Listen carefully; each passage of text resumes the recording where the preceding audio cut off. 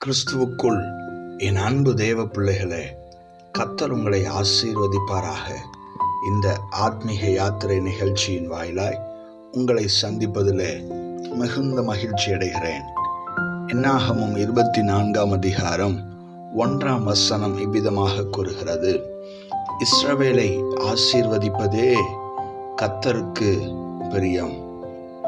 ஆம், இஸ்ரவேலை ஆசீர்வதிப்பது, ஆசீர்வாதமாக நாம் வாழ்வது தேவனுக்கு பிரியமானதாக காணப்படுகிறது.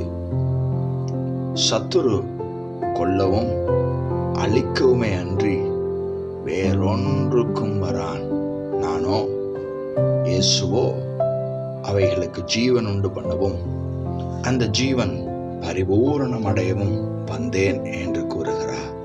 ஆனால் இன்று நம்மிடத்தில் காணப்படுகிற பிரச்சனை என்னவென்றால், எது ஆசீர்வாதம் எது தீமை என்பதை கண்டுகொள்வதிலே நாம் அநேக நேரம் தவறிவிடுகிறோம்.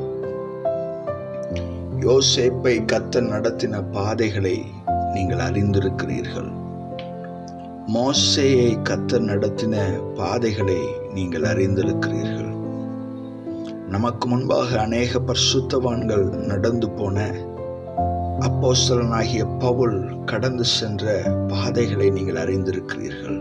ஆகவே தேவனுடைய பார்வையில் எது ஆசீர்வாதம் என்பதை வேதத்தை படித்து நன்றாக அறிந்து அதிலே உங்களுடைய கண்கள் திறக்கப்பட வேண்டும் என்று சொல்லி நீங்கள் ஜெபித்தீர்கள் என்றால், நிச்சயமாக சத்ரு விதைக்கிற தீமையிலிருந்து நீங்கள் தப்பித்துக் கொள்வீர்கள்.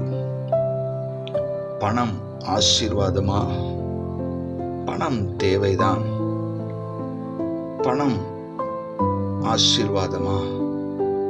அல்லாவிட்டால் பணத்திலும் மேலான காரியம் உண்டோ என்பதை வேதத்தின் அடிப்படையில், இந்த பூமி ஆசீர்வாதமானதா, பூமியிலும் மேலான காரியம் உண்டா என்பதை அறிந்து தேவனுடைய விருப்பத்தை, தேவன் நினைக்கிறதான ஆசீர்வாதத்தை அறிவீர்கள் என்றால், உங்களுடைய கண்கள் இன்றைக்கு கர்த்தர் திறப்பார் என்றால், நிச்சயமாக